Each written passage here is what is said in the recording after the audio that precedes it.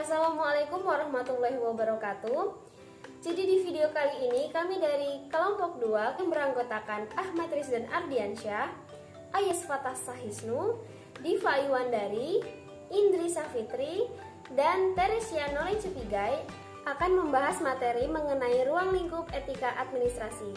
Adapun beberapa pokok bahasannya yaitu yang pertama, pengertian etika administrasi, kedua, macam-macam etika, ketiga, 4 aliran pemikiran etika, dan yang terakhir adalah pentingnya etika dalam administrasi publik. Tanpa menunggu waktu yang lama lagi, mari kita simak pembahasannya. Baik, untuk pembahasan yang pertama yaitu pengertian etika administrasi publik.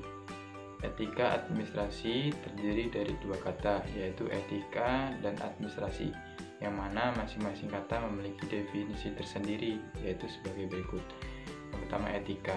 Etika merupakan aturan, norma, kaidah, atau tata cara yang biasa digunakan sebagai pedoman atau asas suatu individu dalam berperilaku atau bertingkah laku. Nah, sedangkan administrasi publik yaitu suatu lembaga negara yang mengemban misi pemenuhan publik, dituntut tanggung jawab terhadap publik yang dilayaninya.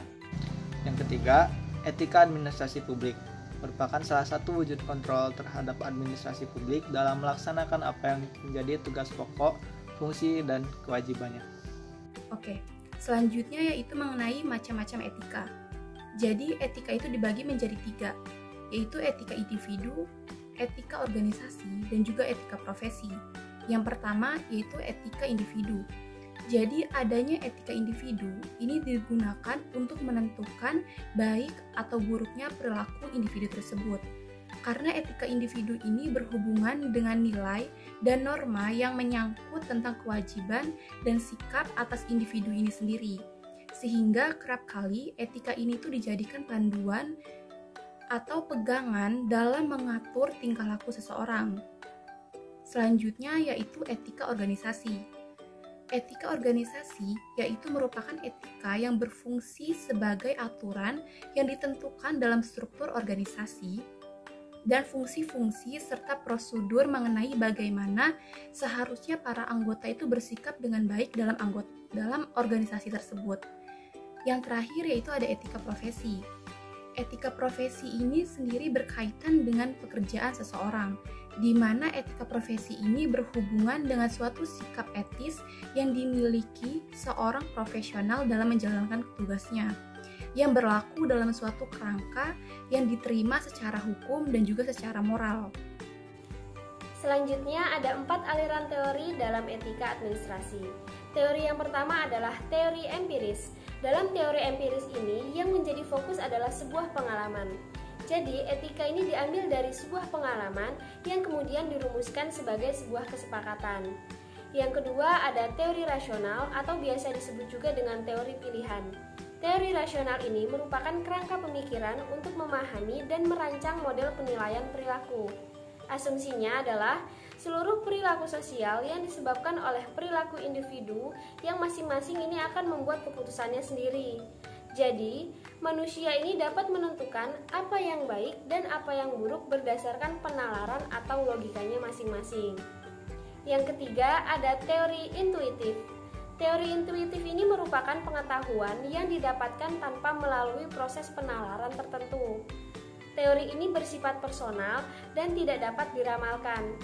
Jadi, dalam teori intuitif ini, manusia secara naluriah ini mampu untuk membedakan mana hal yang baik dan mana hal yang buruk. Dan yang teori keempat adalah teori wahyu. Dalam teori wahyu ini menyatakan bahwa kelakuan atau perilaku seseorang manusia ini terjadi karena mendapatkan wahyu dari Tuhan.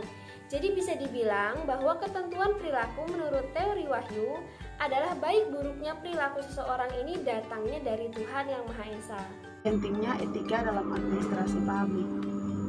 Yang pertama, adanya public interest atau kepentingan publik yang harus dipenuhi oleh pemerintah karena pemerintahlah yang memiliki tanggung jawab. Yang kedua, lebih berkenaan dengan lingkungan di dalam birokrasi yang memberikan pelayanan publik itu sendiri. Yang ketiga, berkenaan dengan karakteristik masyarakat publik terkadang begitu variatif sehingga membutuhkan perlakuan khusus. Yang keempat, peluang untuk melakukan tindakan yang bertanggungan dengan etika yang berlaku dalam pemberian pelayanan publik sangat besar. Menurut Widodo, etika ini memiliki dua fungsi, yaitu yang pertama, sebagai pedoman atau acuan bagi para administrator publik dalam menjalankan tugas dan kewenangannya. Dan yang kedua, etika administrasi publik ini atau etika birokrasi sebagai standar penilaian perilaku dan tindakan para administrator publik. Dengan kata lain, etika administrasi publik ini dapat dijadikan petunjuk tentang apa yang harus dilakukan oleh para administrator publik dalam menjalankan kebijakan politik, sekaligus dapat digunakan sebagai standar penilaian apakah perilaku administrator publik dalam menjalankan kebijakan politik ini dapat dikatakan sudah baik atau buruk. Jadi kesimpulannya adalah mengimplementasikan etika dalam administrasi publik ini menjadi suatu keharusan atau suatu kewajiban bagi setiap administrator publik. Karena apa?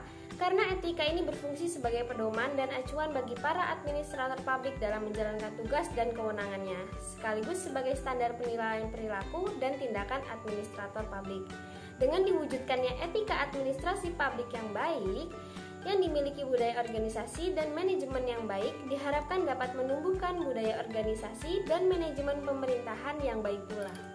Sekian video penjelasan dari kami mengenai ruang lingkup etika administrasi. Semoga materi yang telah disampaikan bisa menambah wawasan dan bermanfaat. Saya ucapkan terima kasih dan wassalamualaikum warahmatullahi wabarakatuh.